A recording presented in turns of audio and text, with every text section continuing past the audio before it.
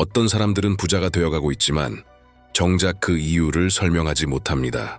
그러나 대부분 모르는 사실은 주기도문 속에 숨겨진 한 가지 명령문이 있다는 것입니다. 수세기 동안 침묵 속에 감춰진 이 명령은 그것을 발견한 사람이 영적 세계가 두려워하는 힘을 활성화시키기 때문입니다.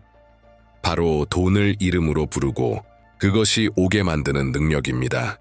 이것은 단순한 기도가 아닙니다. 회의론자들을 백만장자로 바꾸는 신성한 명령입니다. 당신의 재정이 막혀 있다고 느낀다면 지금 이 영상을 보게 된 건 결코 우연이 아닙니다. 오늘 당신은 지금껏 들은 적 없는 이야기를 듣게 될 것입니다. 그리고 그 순간부터 모든 것이 달라질 것입니다. 끝까지 시청하세요. 당신의 분은 이미 움직이기 시작했습니다. 수세기 동안 영적 지도자들, 학자들, 신비주의자들은 한 기도에 대해 속삭여왔습니다. 그것은 바로 주기도문에서 의도적으로 제거되고 감춰진 한 부분이었습니다. 그 자체가 위험해서가 아니라 그 힘이 너무도 크기에 아무에게나 주어질 수 없었기 때문입니다. 이 기도는 단지 요청하는 것이 아니라 활성화합니다. 하늘과 대화하는 것을 넘어서 영적 명령을 내림으로써 불을 움직이고 운명을 바꾸며 보이지 않는 것을 현실로 드러나게 하는 힘이 있습니다. 이 주기도문의 숨겨진 부분은 오직 가장 높은 수준의 스승들에게만 전해졌다고 합니다. 그리고 순수한 마음을 가진 사람이 그것을 발견할 때 거의 즉시 변화가 시작된다고 전해집니다. 시골에 살던 평범한 남자 사무엘에게도 그런 일이 있었습니다. 그는 수년간 빚에 시달리며 매일 기도하고 간청하고 애원했습니다. 그러다 이 숨겨진 명령문을 발견했습니다. 그는 이 기도를 믿음의 선언으로 사용하기 시작한 첫 주에 예상치 못한 기회가 찾아왔다고 말합니다. 오래된 빚이 탕감되었고 새로운 재정의 문이 열렸습니다. 그는 단지 빚에서 벗어난 것이 아니라 이전에 한 번도 경험하지 못한 방식으로 번영하기 시작했습니다. 이는 우연이 아니었습니다. 이는 해방이었습니다. 많은 사람들이 이해하지 못하는 점은 우리가 어릴 적부터 배운 전통적인 주기도문은 불완전한 씨앗이라는 것입니다. 그것은 분명 지혜를 담고 있지만 즉각적인 금전 흐름을 활성화하는 열쇠, 즉 숨겨진 부에 직접적으로 연결되는 그 부분은 침묵되었습니다. 두려움 때문이었습니다. 통제 때문이었습니다. 왜냐하면 이 진리가 올바른 자들에게 전해지면 하나님의 자녀들이 더 이상 결핍의 희생자로 살지 않고 신의 권위로 명령하는 삶을 살게 될 것이기 때문입니다. 이 숨겨진 기도는 도움을 요청하지 않습니다. 그것은 하늘의 신용을 현실로 선언합니다. 이미 약속된 것이지만 영적 세계에 묶여있던 불을 존재하게 만듭니다. 이 명령을 믿음과 깨달음으로 활성화할 때 하늘은 당신을 위해 움직입니다. 갇혀있던 돈이 흐르기 시작합니다. 잠겨있던 문들이 인간의 노력 없이 열립니다. 그래서 이 계시는 아무에게나 주어지는 것이 아닙니다. 그러나 당신이 여기까지 왔다면 당신의 영혼은 이미 그것을 받을 준비가 되어 있다는 뜻입니다. 이제 당신이 진정으로 변화를 원한다면 영적으로 단순하지만 중요한 한 걸음을 내디딜 시간입니다. 지금 댓글에 나는 신성한 권리로 내 것을 받아들입니다 라고 쓰십시오. 이 행위는 하늘의 보좌 앞에서 당신의 위치를 활성화시킵니다. 이것은 미신이 아닙니다. 이것은 영적 원리입니다. 대부분의 사람들은 기도를 간청하듯 합니다. 두 손을 모으고 고개를 숙이며 두려움과 죄책감 속에서 자격이 있어야만 들을 수 있을 거라 믿으며 요청합니다. 그러나 그 위에 단계가 있습니다. 더 이상 요청하지 않고 명령하는 단계입니다. 간청하지 않고 믿음과 권위로 선언하는 단계입니다. 이것이 바로 신성한 명령의 진정한 힘입니다. 예수님은 누가복음 10장 19절에서 이렇게 말씀하셨습니다. 내가 너희에게 뱀과 전갈을 밟으며 원수의 모든 능력을 제어할 권세를 주었으니 아무것도 너희를 해치지 못하리라. 이것은 은유가 아닙니다. 이것은 당신이 통치할 수 있도록 주어진 영적 권한입니다. 당신이 하나님의 나라에서 누구인지를 이해할 때 당신은 더 이상 거지처럼 구걸하지 않고 하늘의 대사처럼 선언하게 됩니다. 그리고 이사야 45장 3절에서 하나님은 많은 사람들이 간과하는 약속을 하십니다. 내가 내게 은밀한 보화와 숨은 재물을 주어 너로 알게 하되 나 곧 너를 지명하여 부른 여호와 이스라엘의 하나님인 줄을 알게 하리라. 보십시오.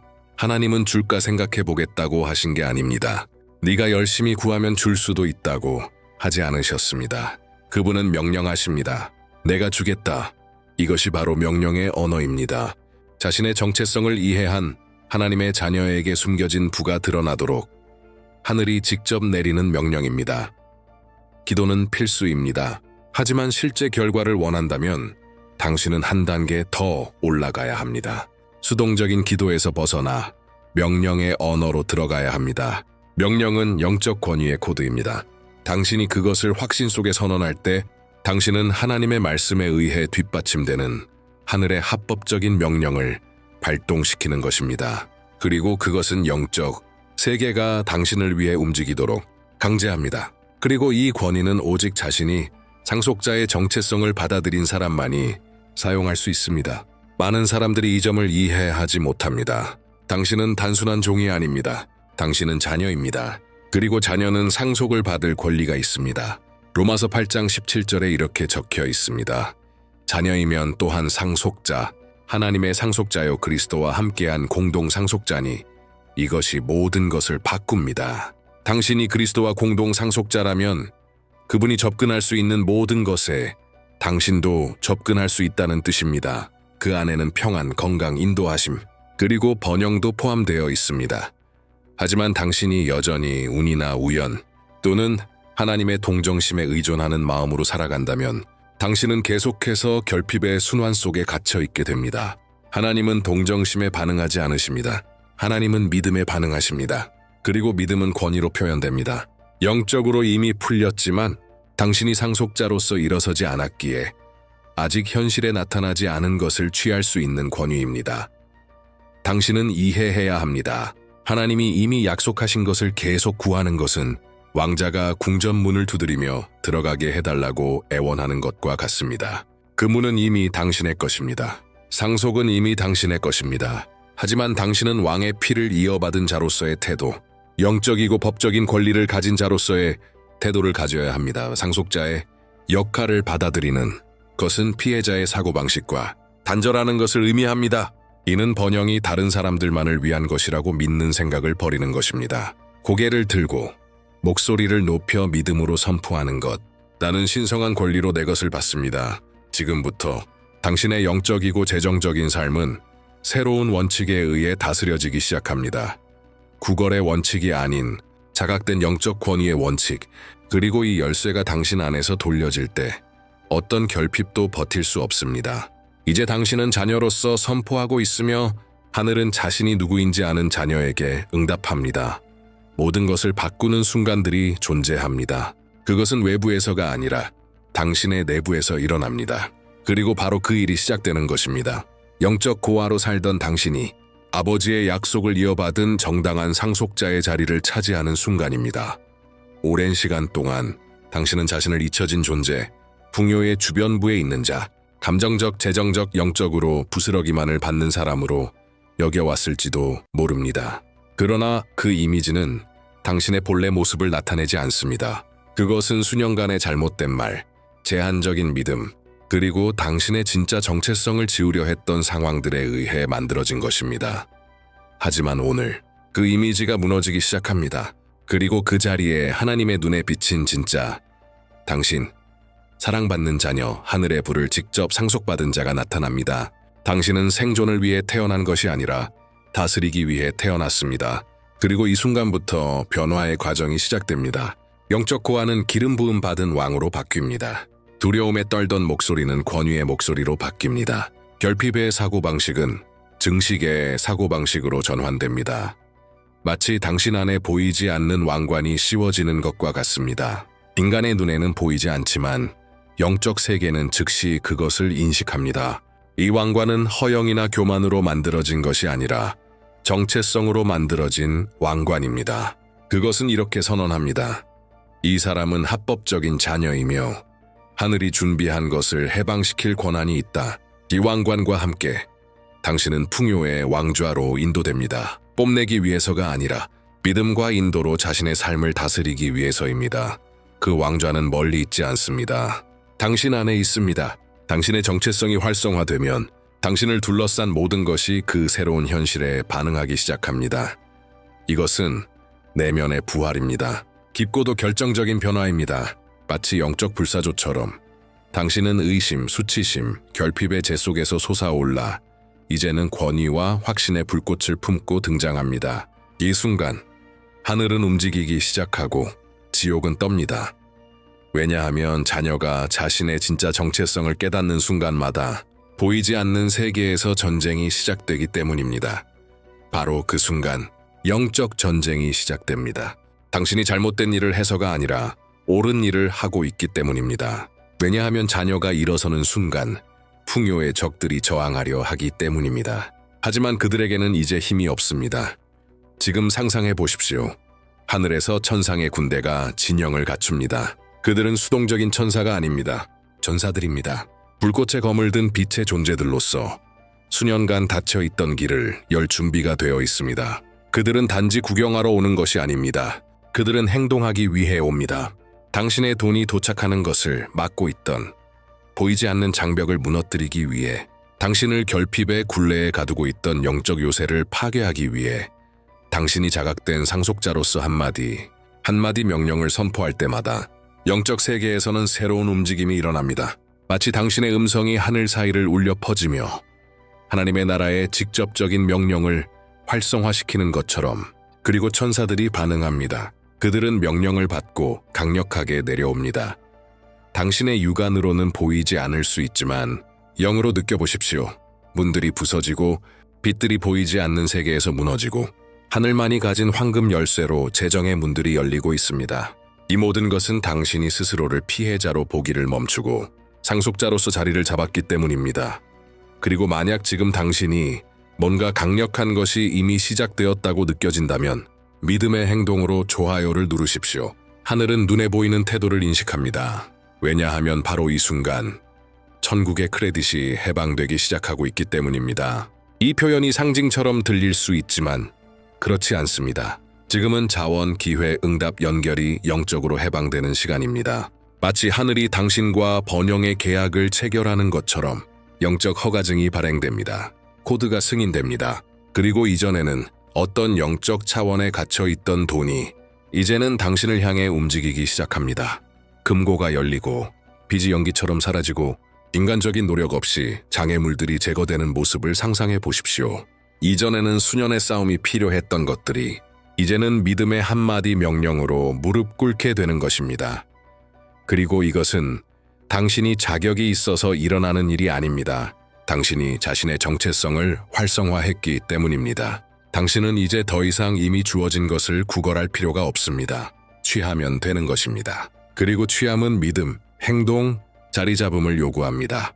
천국의 크레딧의 해방은 단순히 하늘에서 돈이 떨어지는 것이 아닙니다. 그것은 잠겨있던 곳에 접근할 수 있게 되는 것입니다. 그것은 흐름입니다. 인간적인 저항이 있던 곳에서 작동하는 하나님의 은혜입니다. 응답하지 않던 고객이 이제는 연락을 해오고 불가능해 보였던 빚이 협상되거나 탕감되고 딱 맞는 아이디어가 정확한 시간에 떠오르며 예상치 못한 예의 응답이 도착합니다. 그것은 하늘이 이렇게 말하는 순간입니다. 이제 너는 받을 준비가 되었다. 이것이 이해 속에서 명령을 활성화하는 힘입니다. 이제 당신은 더 이상 인간의 시스템에 의존하지 않습니다. 당신은 새로운 시스템 아래에 있습니다. 하나님의 나라. 그리고 그 나라에서는 믿는 자가 명령하고 믿는 자가 나타내며 명령하는 자가 받습니다. 크레딧은 해방되었습니다. 그리고 그 해방은 지금부터 현실로 나타나기 시작합니다. 모든 영적 권위는 합법적이기 위해 인증의 도장이 필요합니다. 하늘과 땅 앞에서 당신이 단순히 말하는 것이 아니라 헌신하고 있다는 것을 증명하는 표시입니다. 이 영적 도장은 단순한 형식이 아닙니다. 그것은 보이는 것과 보이지 않는 것 모두 앞에서 당신이 선언한 것을 받을 준비가 되었다는 증거입니다. 많은 사람들이 기도하고 믿고 선포까지 합니다. 하지만 인증을 하지 않습니다. 그리고 인증되지 않은 것은 지속되지 않습니다. 왜냐하면 영적 세계에서 헌신 없는 권위는 약하기 때문입니다. 하나님은 불안정한 토대 위에 번영의 흐름을 흘려보내지 않으십니다. 그분은 굳게 자리 잡은 마음, 행동으로 서명된 믿음을 기다리십니다. 도장은 바로 그 서명입니다. 그것은 하늘과 당신 사이의 의식적인 언약입니다. 그것은 단순한 기적을 바라는 것이 아니라 창조주와의 목적의 동맹을 체결하는 것입니다. 당신은 이렇게 말하고 있는 것입니다. 나는 준비되었습니다. 나는 헌신했습니다. 나는 물러서지 않겠습니다. 요한계시록 7장에서 말씀은 이렇게 말합니다. 하나님의 종들이 이마에 인침을 받더라. 이는 하늘과 영적 세계 앞에서 그들이 주님께 속해 있으며 보호와 권위와 상속 아래에 있다는 것을 나타내는 보이는 표시였습니다. 당신이 풍요의 언약을 도장으로 마무리할 때도 동일한 일이 벌어집니다. 보이지 않는 세계에서는 당신의 영적 정체성 위에 한 표식이 찍힙니다. 그리고 그 표식은 어둠의 영역에 이렇게 외칩니다. 이 사람은 더 이상 결핍 아래에 살지 않는다. 이 사람은 번영의 나라에 속한 자이다. 그러므로 지금 이 순간 댓글에 이렇게 쓰십시오. 나는 나의 풍요의 언약을 임봉합니다. 이 문장은 단순한 텍스트가 아닙니다. 영적 코드입니다. 믿음의 공개 선언입니다. 활성화의 행위입니다. 이 단순한 행동을 통해 당신은 처음 명령을 들었을 때 시작된 것을 도장으로 완성합니다. 그리고 이 도장을 통해 의심과 흔들림, 과거의 결핍의 사이클의 문을 닫습니다. 이제 도장을 찍었으니 최고의 명령을 해방할 시간입니다. 숨을 깊이 들이마시고 믿음으로 자리 잡으십시오. 그리고 마치 이미 약속이 성취된 것을 보는 것처럼 권위를 가지고 선포하십시오. 하늘의 아버지, 모든 풍요의 근원이시며 사라지지 않는 금과 보이지 않는 보화의 주인이신 주님, 나는 지금 흔들림 없는 믿음으로 일어섭니다. 나는 당신의 나라의 합법적인 자녀로서 일어납니다. 나는 요청하지 않습니다. 나는 명령합니다. 왜냐하면 나는 당신 안에서 내가 누구인지 알기 때문입니다. 나는 명령합니다. 하늘의 창들이 내 재정 위에 열렸습니다. 오랫동안 막혀있던 하늘의 크레딧이 지금 해방되고 있습니다. 나는 자원을 부릅니다. 기회를 부릅니다. 계약서들을, 예기치 않은 수금들을, 번성할 아이디어들을, 증식되는 투자를 존재로 소환합니다. 나는 선포합니다.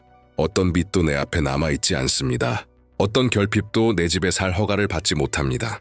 나는 가난의 유산과 단절합니다. 내게나 내 가족에게 던져졌던 모든 재정적 저주를 파괴합니다. 나는 상속자입니다. 나는 제사장이며 왕입니다. 나는 그리스도의 마음으로 다스립니다. 나는 명령합니다. 내게 주어진 권위로 풍요가 막을 수 없는 강처럼 흐르도록, 예상치 못한 곳에서 돈이 도착하도록, 은혜가 내 이름을 발견하도록, 초자연적인 공급이 시급하게 내 재정에 침투하도록. 또 이것은 선포되었습니다. 이것은 확정되었습니다. 이것은 임봉되었습니다. 그리고 지극히 높으신 분의 입에서 나온 말은 누구도 무효화할 수 없습니다. 아멘. 이것은 단순한 기도가 아니었습니다. 활성화였습니다. 영적 세계에 해방된 명령이었습니다. 그리고 당신이 이 말을 선포한 순간부터 무언가가 움직이기 시작했습니다. 마치 가뭄의 끝을 알리는 첫 빗방울처럼 그 나타남은 미묘하지만 곧 거세집니다. 당신은 이해해야 합니다. 나타남은 기도가 끝날 때 끝나는 것이 아닙니다. 그때 시작됩니다. 명령은 영적 씨앗처럼 작용합니다. 그러나 이 씨앗은 단 하나의 열매를 맺지 않습니다. 숲을 만들어냅니다. 그것은 단순한 축복을 가져오는 것이 아니라 증식의 사이클을 작동시킵니다. 당신은 마치 댐을 열어 젖힌 것처럼 됩니다. 막혀있던 것이 이제는 넘쳐 흐릅니다. 메마른 곳이 꽃 피우기 시작합니다. 상상해 보십시오. 영적으로 황폐했던 들판이 하늘의 물로 적셔지고 있습니다. 정체되어 있던 곳에서 성장이 시작됩니다. 두려움이 있던 곳에 믿음이 자랍니다. 결핍이 있던 곳에 공급이 생깁니다. 당신이 선포한 명령의 모든 단어는 하나의 능력의 단계를 해방시켰습니다. 그리고 그 능력은 성장하고 퍼지고 확장됩니다. 당신이 알지 못했던 문들을 열고 사람들과 아이디어들과 장소들과 해답들과 연결되게 합니다. 하지만 당신이 반드시 지켜야 할 한 가지 진리가 있습니다. 증식은 보호된 마음에서만 유지됩니다. 당신의 마음이 여전히 의심, 비교, 패배의 말들에 열려 있다면 모든 영적 전진은 약화될 수 있습니다. 로마서 12장은 이렇게 말합니다. 너희는 이 세대를 본받지 말고 오직 마음을 새롭게 함으로 변화를 받아, 즉 새로운 것을 살기 위해서는 이미 새로운 것을 살아가는 자처럼 생각해야 합니다. 당신은 더 이상 생존을 위해 싸우는 자처럼 생각할 수 없습니다. 이제는 지혜와 풍요로 다스리는 자처럼 생각해야 합니다. 그러므로 당신의 마음을 방어하십시오. 당신의 생각을 보호하십시오. 안 될 거야 라고 말하는 목소리를 더 이상 받아들이지 마십시오. 당신을 과거의 사이클에 묶으려는 생각들을 권위로 거부하십시오. 예전에는 당신의 마음이 전쟁터였을지 몰라도 이제는 성장과 은혜와 증식의 씨앗만이 자라는 거룩한 정원이 됩니다. 당신의 마음이 새로워질 때 재정의 기적은 지속 가능한 것이 됩니다. 그것은 더 이상 단기적인 축복의 정점이 아닙니다. 끊임없는 강이 됩니다. 당신은 이제 간헐적인 기적에 의존하지 않습니다. 당신은 하늘의 목적과 공급에 정렬된 지속적인 흐름 아래 살아갑니다. 그리고 이 명령이 당신에게 말씀하셨다면 지금 댓글에 이렇게 선포하십시오. 나의 분은 해방되었고 아무도 그것을 막을 수 없다. 이 영상을 3일 연속으로 다시 보십시오. 명령을 반복하십시오. 도장을 강화하십시오. 왜냐하면 반복할 때마다 영적 활성화가 강해지기 때문입니다. 매일 하늘의 크레딧이 당신에게 더 가까이 다가옵니다. 매일 새로운 문이 열립니다. 그리고 매일 불가능했던 것이 당신의 믿음 앞에 무릎 꿇기 시작합니다. 이것은 선포되었습니다. 당신의 재정 현실은 결코 예전으로 돌아가지 않을 것입니다. 이것은 선포되었습니다. 당신의 재정 현실은 결코 예전으로 돌아가지 않을 것입니다.